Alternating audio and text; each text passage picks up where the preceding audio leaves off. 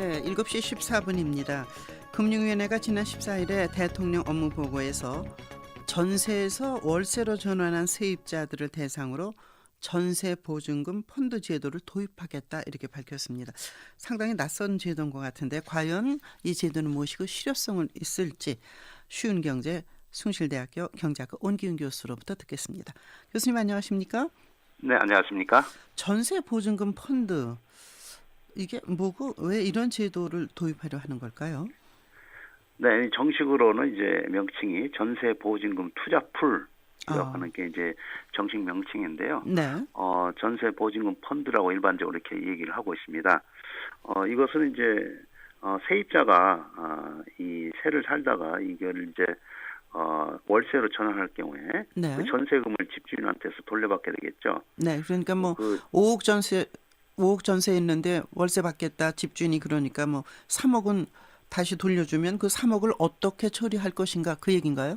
그렇죠. 네, 뭐 다 돌려받을 수도 있고 또 일부는 이제 보증금으로 남겨놓고 또 네, 일부를 돌려받을 수도 있고 어떻든 이제 수억 원의 그 목돈이 생긴다고 봐야 되겠죠. 네, 근데 이 돈을 이제 어떻게 이제 운영을 해서 월세라도 좀 보태줄까라고 하는 거 이제 정부의 생각이라고 봐야 되겠죠. 그래서 네, 그 돌려받은 그 전세 보증금을 채권이라든지 펀드 또는 뉴스테이 사업 이런 거에 이제 투자를 해서 수익을 낼 수 있게 해서 이거를 이제 월세를 내는데 좀 도움을 주도록 하겠다. 지금 그 얘기죠. 네, 정부가 지금 말하고 있는 것은 대략 연 한 4% 안팎의 수익을 낼 수 있도록 이렇게 하겠다. 네, 또 네, 더구나 이 원금도 안전하게 이제 보호를 해주겠다. 이런 식으로 이제 지금 얘기를 하고 있습니다. 네, 그렇기 때문에 과거에 그 유사한 그 연기금 투자 수익률이 0.7%였기 때문에 네, 네, 대략 한 4% 정도를 지금 정부가 목표로 지금 내세우고 있습니다. 네.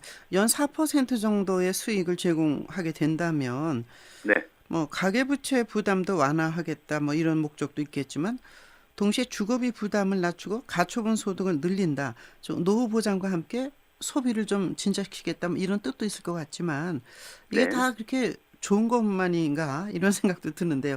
개인보다 글쎄요. 정부가 나서서 하는 것이 수익률이 높을 것이다. 이런 얘기죠. 네, 뭐 그러니까 이 원금을 보장을 해주겠다는 건데 이제 네. 그 방식을 보면은 크게 두 가지로 해서 원금을 보장해주겠다는 그 얘기죠. 네.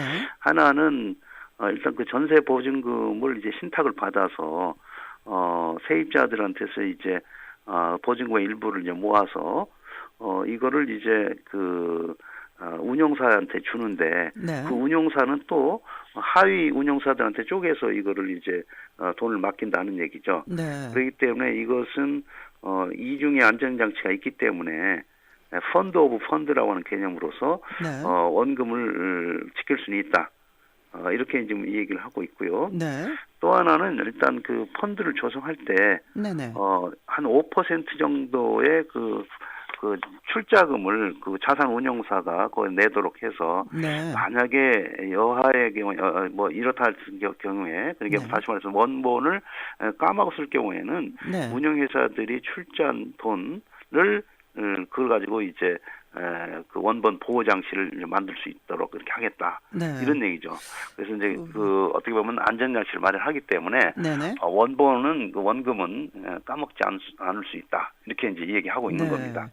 만약에 그렇게 좋은 거라면, 네, 예를 들어 그렇게 좋은 거라면 4%인데 그 수익을 보장할 정도로 좋은 거라면 돈 네. 있는 사람들, 뭐 자칭 부유층의 재테크 수단 그 방법으로 이용될 가능성은 없나요? 지금 현재 전세 보증금의 그 총 규모가 대략 한 360조 원 정도에 달하는 걸로 이렇게 이제 집계가 되고 있는데요. 네. 뭐 정확한 건 알 수는 없지만은 대략 한 300조 원에서 한 360조 원 정도 얘기가 되고 있는데 이 중에서 이제 그 세입자가 한 절반 정도 이상이 지금 월세나 반전세다 이렇게 되어 있습니다. 특히 네. 이제 반전세인 경우에는 사실 그 지금 전세 보증금의 일부를 보증금은 여전히 이제 그 집주인한테 내야 되고요. 네. 그다음에 나머지를 이제 월세로 이제 그 전환을 하는 건데 네. 따라서 뭐 예를 들어 과거에 5억 원을 전세 보증금을 내고 전세를 살았다 했을 경우에 실제 돌려받는 거는 뭐 5억 원이 아니라 일부만 이제 반전세인 경우에는 이제 돌려받게 되겠죠. 네. 따라서 정부가 예상한 것만큼 그렇게 어마어마한 전세 보증금을 모을 수 있는 건 아니다. 네. 이렇게 볼 수가 있겠고요. 또 하나는 전세 보증금을 돌려받았을 때 그 전세 보증금을 낼 때 그 대출을 받아가지고 소위 네, 뭐 네. 전세 대출이라고 하는 게 있지 않습니까? 그러니까 그래서 저축한 돈을 찾아서 전세 보증금을 낸 게 아니고 네네 보증금 그러니까 급하니까 은행에서 대출 빌려서 받아서 네.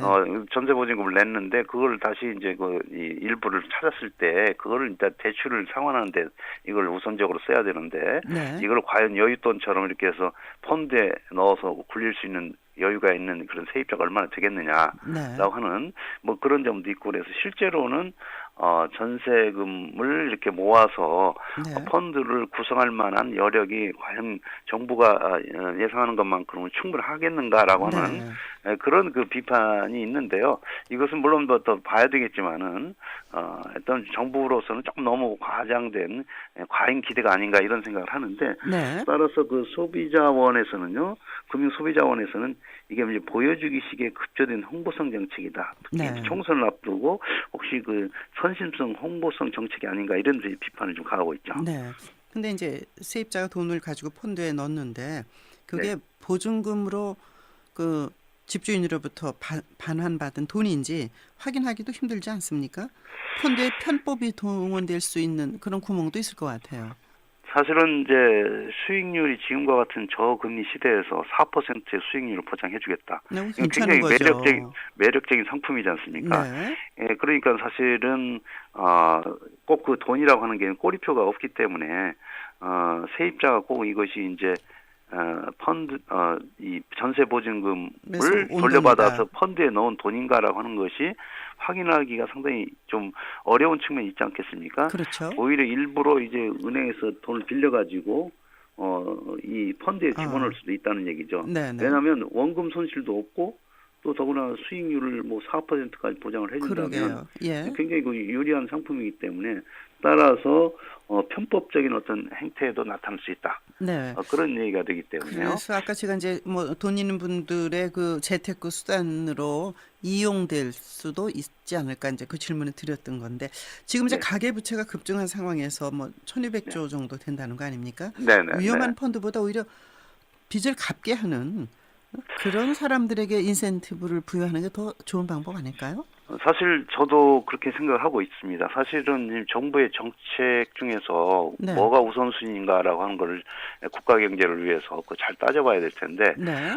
지금 가계부채가 우리나라 경제의 가장 그 최대 그 어떤 현안 아니겠습니까? 그렇습니다. 네. 1,200조 원, 뭐 다른 나라보다 훨씬 그 가처분 소득 대비 부채 비율이 좀 네, 높은 네. 상태인데 그래서 가계부채를 전세 보증금을 돌려받았을 때 우선적으로 네네. 좀 갚는 이런 이것에. 세입자들한테 뭔가 인센티브를 더 주는 노력 네. 이렇게 했을 때에 국가 경제를 더 알겠습니다. 건전하게 만들고 하는 게 아니겠습니까? 그래서 뭐 네. 일부 무슨 수익을 보장을 해주겠다. 그래서 월세에 좀 보장. 예.